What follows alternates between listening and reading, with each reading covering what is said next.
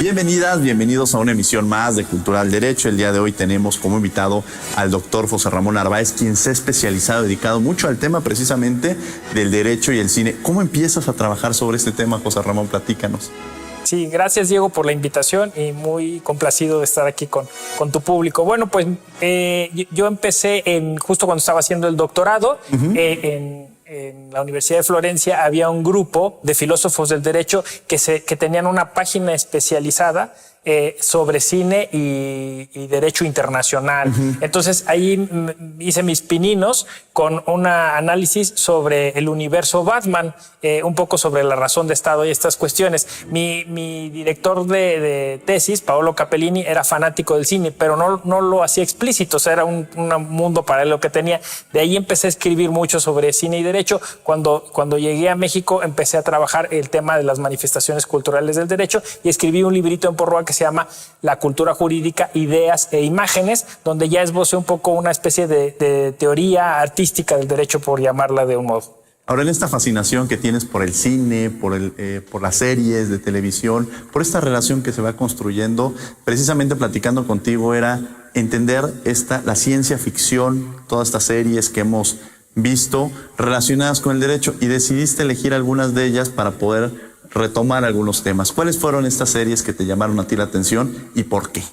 Sí, bueno, creo que podemos ilustrar esto de cómo la ficcionalidad impacta en el derecho, ya sea a nivel didáctico, pedagógico, pero también en un análisis filosófico, hermenéutico, porque el derecho se expresa, se manifiesta a través de estas expresiones. Y elegí quizá las más icónicas, las más mainstream, porque pues eso ayuda a la gente a identificar. Star Wars, que me parece que es un universo muy identificable, que no es solamente cine, hay cómics, hay historias paralelas, spin-offs.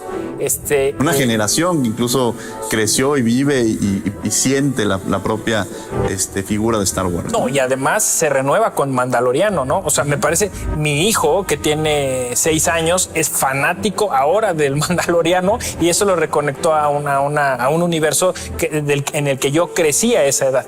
Y el otro universo que me parece muy interesante de analizar es Game of Thrones, que bueno, pues para los adultos ha sido fundamental. Hay gente que creció, como dices tú, que creció una generación, 8 años de Game of Thrones, hoy siente incluso la nostalgia y le fue complicado incluso el capítulo final, pero pues tiene muchas referencias al derecho y a la justicia. Y por último, quizá una serie, vamos a decirlo así, disruptiva, iconoclasta, que es Rick y Morty, que si bien es serie animada, pues es serie animada para adultos y que propone un análisis totalmente complejo de la realidad a partir de estas cuestiones sobre el multiverso. Ahora, esta relación que tú empiezas, vamos a empezar con Star Wars, que tú ya lo mencionabas, este vínculo que existe generacional, que va representando incluso distintos aspectos sociales, políticos. ¿Cómo encuentras tú esta relación con el derecho y Star Wars?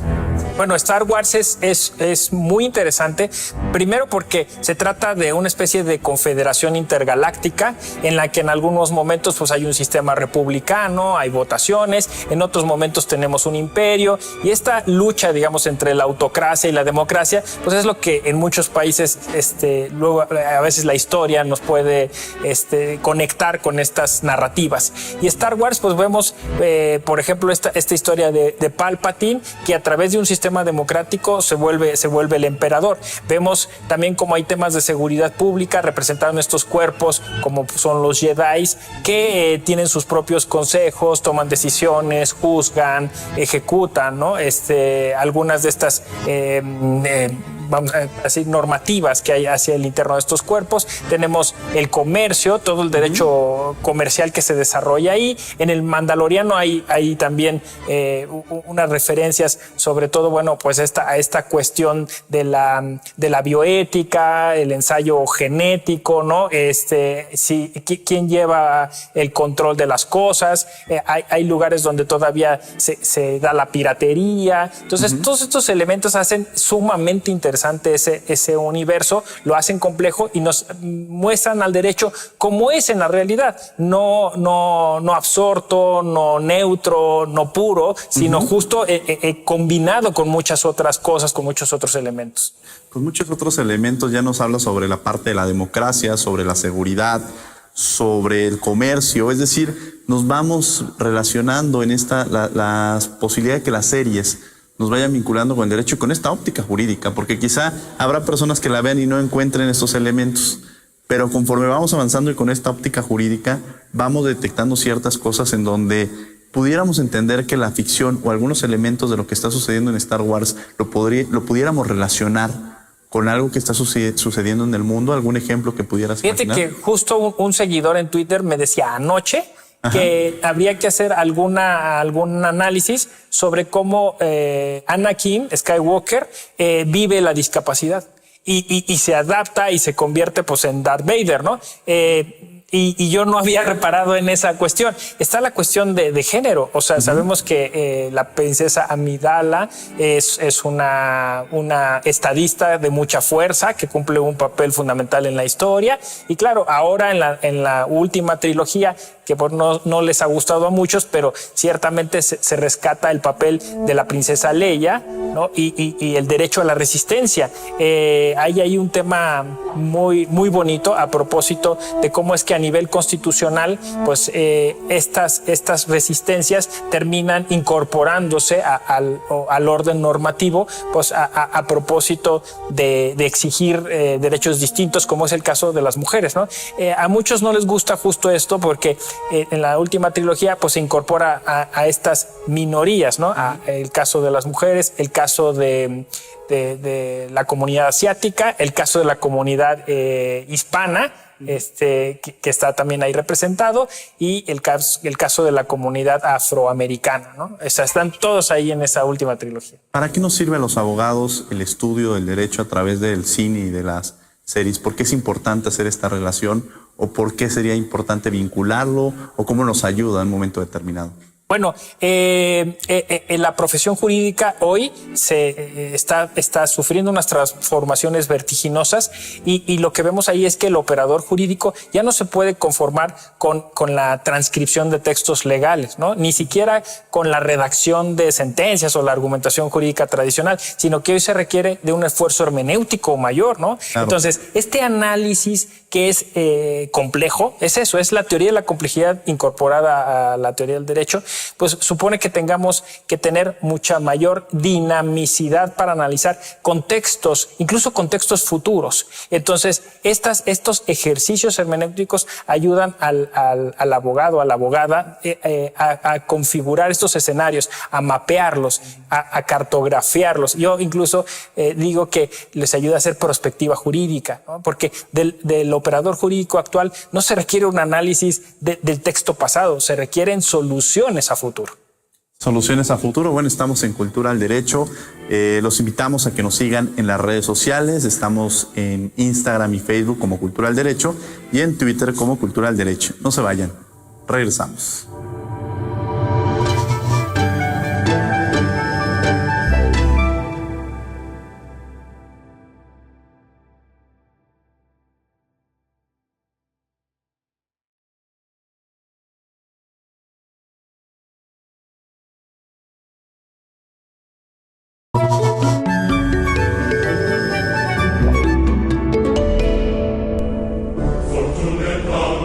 Estamos de regreso en Cultura del Derecho con José Ramón Narváez, hablando precisamente sobre la relación que existe entre el derecho y las diversas series que en un momento dado hemos analizado y hemos visto. Empezamos con Star Wars, en cómo existe este vínculo con la democracia, este vínculo con el comercio, este vínculo con todo el entorno jurídico, e incluso cuando esta evolución que se va generando en reconocer a estos grupos distintos, estos grupos incluso en situación de vulnerabilidad, y reconocer e identificar cada uno de los elementos a partir incluso desde una óptica distinta.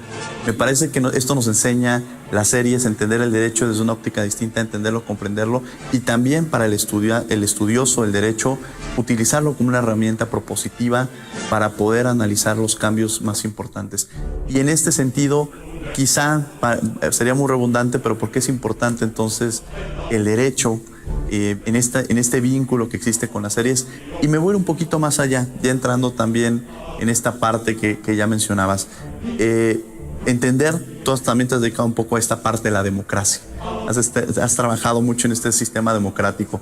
Derecho, democracia, ciencia ficción, y cómo a veces puede incluso superar la ciencia ficción a la realidad, ¿no? Sí, fíjate que esta ficcionalidad que hace mucha falta en la didáctica y la pedagogía jurídica nos lleva a un tema muy puntual, que es imaginar, ¿no? O sea, la imaginación, que es un sentido que tenemos los seres humanos y que pocas veces explotamos. Y curiosamente en el derecho es muy necesario, ¿no? Los proyectistas imaginan el derecho, ¿no? Y constantemente los consultores, el coaching, todo esto tiene que ver con eso, ¿no? Entonces imaginamos un mejor sistema jurídico, imaginamos una mejor democracia. Y en este sentido la ficcionalidad ayuda a ese ejercicio, ¿no? Decía yo de Star Wars, hay un tema concreto a propósito de la democracia, y que es la interculturalidad. Desde muy pequeños entendimos que los Ewoks, por ejemplo, ¿no? O la gente, todo el pueblo de Chewbacca, eran pueblos distintos que incluso tenían sistemas normativos internos que tenían que ser de alguna forma incorporados a ese gran sistema intergaláctico, ¿no? Caso muy similar, por ejemplo, en Game of Thrones, ¿no? Quizá desde una narrativa un poco más crítica y compleja, e incluso hasta pesimista o nihilista de esta lucha por el poder. Pero también vemos ejercicios de crítica o tendientes a la democracia. Justo en el último capítulo, que a nadie le gustó, pero hay un gag, ¿no? de uno de los miembros de la mesa del consejo, en donde dice, es que esto lo deberían de votar todos, ¿no? Y todo el mundo se ríe, pero justo pues la audiencia contemporánea entiende que efectivamente, o sea, que toda esa construcción se puede leer de manera dialéctica, ¿no? O sea, es decir, que a veces esos ataques a la democracia reavivan en nosotros el deseo de mejorar la inclusión de los que son distintos y no logran hacerse escuchar, pues a través de sus parlamentos, porque no están representados ahí, ¿no? Claro, y ahorita que tomaste Game of Thrones, que además a mí es una de mis series favoritas, que además uno lo iba siguiendo, lo iba buscando, cada que terminaba la temporada decía, híjole, todavía falta un año para que podamos volver a ver la siguiente temporada. Bien decías, el final nos deja una serie de reflexiones. Quizá no nos gustó, pero creo que el mensaje era muy, muy concreto en algunos puntos importantes. Estos reinos que seguramente se van construyendo diferentes en condiciones económicas, políticas, incluso en la parte cuando en un momento determinado hay aspectos que nos enseñan este contexto mundial, ¿no? Y creo que esto nos va llevando también Game of Thrones, entender el contexto mundial y entender mucho más allá. Platícanos de esta serie también. Bueno, pues mira, casi iniciando la serie en la primera temporada, vemos cómo hay un cambio en el poder, ¿no? Cómo hay unas leyes que deben de cumplirse y cómo bien dices tú, en cada reino se van haciendo de diferente manera. Incluso vemos juicios, ¿no? De distinta índole. Donde está la sede de los 7 reinos, de hecho hay una gran estatua de la justicia, y cuando se realizan juicios ahí, pues vemos incluso testimonios, vemos cómo se llevan a cabo estos procesos. en otros lugares se llevan a cabo como tipo ordalías, o sea, juicios de Dios, como se decía en la Edad Media. Y esto efectivamente, como bien lo dices tú, pues tiene que ver con esta diversidad, con estos distintos sistemas comparados que existen en el mundo y que pueden existir incluso dentro de un propio territorio, ¿no? Y cómo algunos pues se van mezclando con lo político, ¿no? Y cómo va habiendo esta tensión entre esos sistemas jurídicos y los sistemas políticos. Esos sistemas jurídicos y estos sistemas políticos. Me gustaría entrar también en esta fase, ya estamos relacionando, ya vimos Star Wars, ya vimos Game of Thrones, en esta vínculos que existen, que me parece que valdría la pena retomar, es democracia, el aspecto jurídico, la diversidad cultural. ¿Sí? Es decir, vamos retomando muchos elementos de esta índole, el aspecto económico incluso, ¿no? Estas divergencias económicas. El banco, ¿no? En Game of Thrones hay un asunto ahí con una sociedad de banqueros que quieren controlar lo político, ¿no? Y influyen mucho en quién va a ser el próximo nombrado. Claro, y esta parte también bueno, ya lo dices, y también incluso estas familias, ¿no? Estas grandes familias que se van construyendo, que se van heredando, un poco hablando de esta figura de la monarquía, que de alguna manera es un retrato de la historia. A veces tanto ver Star Wars como Game of Thrones nos van remitiendo a contextos políticos históricos que en un momento determinado nos enseñan más allá de lo que ha vivido la sociedad, y también la construcción de los derechos. Porque estos derechos, esta conquista de la democracia, estos procesos no llegan de un aspecto divino, sino es la conquista en un momento determinado de luchas sociales y de grupos que en un momento determinado se organizan, y creo que en cada una de estas series lo vamos viendo, ¿no, José Ramón? Pues es que eso no nos gustó, por ejemplo, de Game of Thrones, ¿no? Porque pues al final la narrativa fue empoderando a una mujer, la madre de los dragones, ¿no? Claro. Que si bien pierde un poco la razón y el juicio, la solución no era asesinarla, ¿no? O sea, fue quizá la peor salida posible, ¿no? Creo que eso es lo que nos molestó a muchos, ¿no? Que el guión haya terminado así, porque claro, había mujeres muy poderosas ahí y como muy bien dice esta generación que está hablando de la inclusión y la diversidad, pues espera que muchas mujeres lleguen a puestos claves en el gobierno, ¿no? Y no que las presenten como que perdieron la razón y por eso no estaban capacitadas para el puesto. Claro, y en un mundo en el cual incluso son pocas las gobernantes, y es quizá el mensaje, y esa es la responsabilidad que existe con las series, con el cine, en el aspecto jurídico. El mensaje que se está enviando no se debe perder, ¿no? Exacto. Esto es performativo, ¿no? O sea, los guionistas de estas series toman cosas de la cultura, las amoldan y se las devuelven. Entonces, la cultura las recibe de nueva cuenta y dice, encuentro cosas comunes, como decía Aristóteles, encuentro esa mímesis, ¿no? Esos lugares comunes que me evocan cosas que me hacen sentir bien. Entonces ahí hay una especie de complicidad entre los formadores de esa cultura y los destinatarios. Y así estamos constantemente. Entonces, por eso hoy hablamos de derecho de las audiencias, porque tenemos que ser más exigentes con lo que consumimos. Muchas veces la gente me critica y me dice, ¿por qué analizaste Breaking Bad, no? Si eso es una apología de la violencia. Pues porque hay que ser críticos ante eso, ¿no? No vamos a decir eso no existe. Claro que existe, ¿no? Lo que pasa es que hay que analizarlo y tomar lo bueno de ahí. Vamos a un corte, estamos en Cultura del Derecho y regresamos para seguir hablando con José Ramón Narváez. Tan interesante esta plática sobre la ciencia ficción, sobre diversas series, sobre películas relacionadas con el derecho. No se vayan.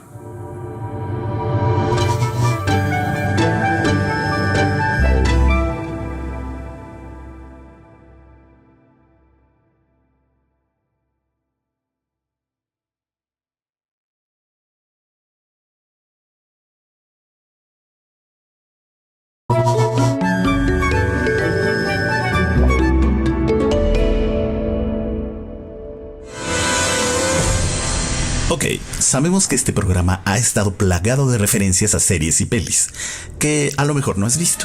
Bueno, para que no te sientas absolutamente un novato en estos asuntos, te vamos a dar la recomendación oficial del Alebrije de las 3 películas de ficción para entender nuestra época. ¿Quién hizo esta clasificación? Yo.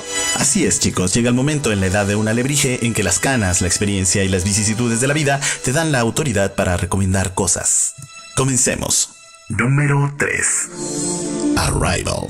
Con la historia de Ted Chiang y la dirección de Denis Villeneuve, este filme realmente atrapa las complejidades que se presentarían ante un posible encuentro con una nueva especie en el cosmos. Amy Adams hace el papel de una lingüista que debe descifrar el lenguaje de unos visitantes extraterrestres.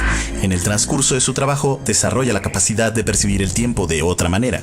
En juego está un conflicto mundial y la supervivencia de la especie humana. Número 2. Ex Machina. Un acaudalado programador logra construir un androide con inteligencia artificial jamás nunca antes vista. Esta película altamente inteligente es un ejercicio de perspectiva de cómo una entidad consciente y artificial puede llegar a manipular y engañar a los seres humanos para lograr sus propósitos. Número 1.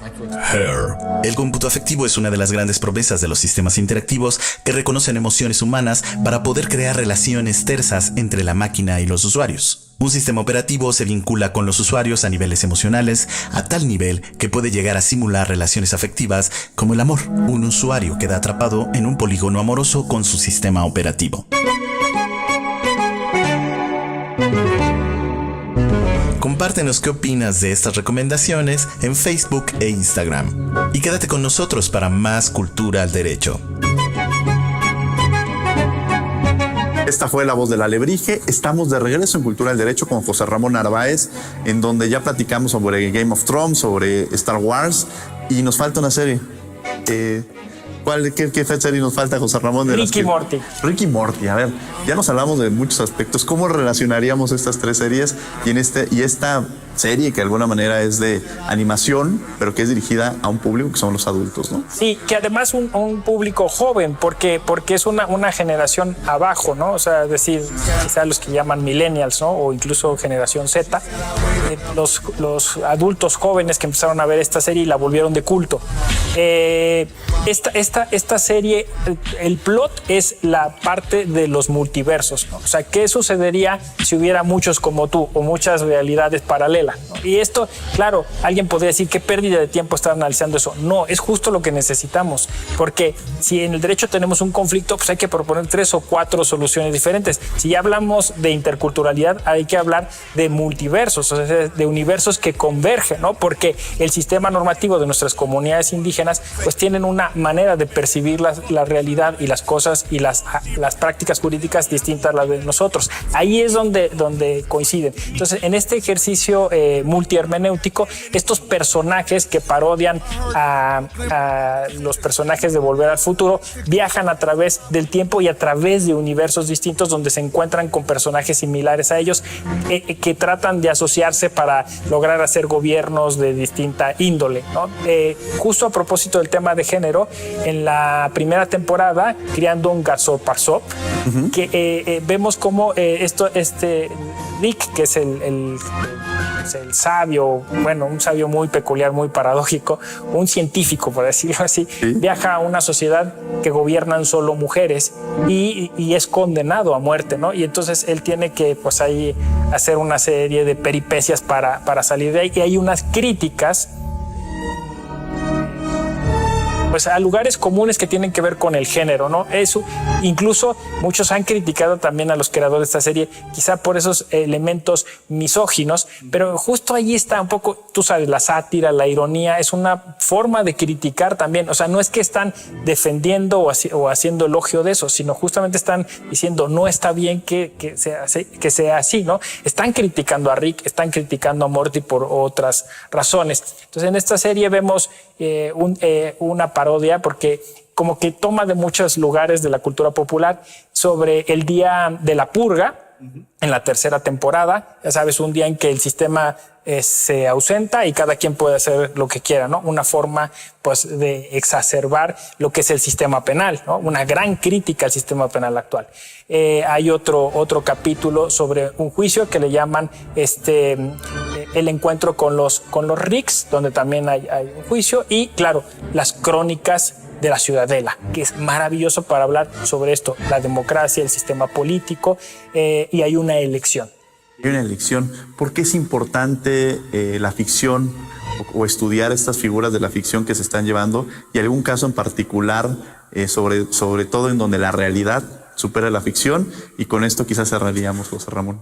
Yo digo que esta relación es constante, ¿no? Esta frase de la realidad supera la ficción, pues es relativa, ¿no? Porque también la ficción se va alimentando de la propia realidad, y eso va siendo, como decía yo, una especie de complicidad. Yo diría que casi en cualquier película, serie, cómic, vamos a encontrar algunos lugares comunes de nuestra cultura, anhelos y aspiraciones de cómo queremos que sea nuestro derecho. ¿Con qué quieres concluir, José Ramón? Bueno, pues que le demos rienda suelta a nuestra imaginación, que nos atrevamos a imaginar un mejor derecho. Ya nos atrevamos a imaginar un mejor derecho. La verdad es que con esta reflexión nos quedamos para entender esta relación que existe entre la ciencia ficción, entre algunas series, entre algunas películas, con el derecho. Les agradecemos que hayan estado con nosotros. José Ramón, muchas gracias. Gracias, Diego, por la invitación. Y desde luego a ustedes que nos sintonicen por el canal 22, y nos vemos en una siguiente emisión. Muchas gracias.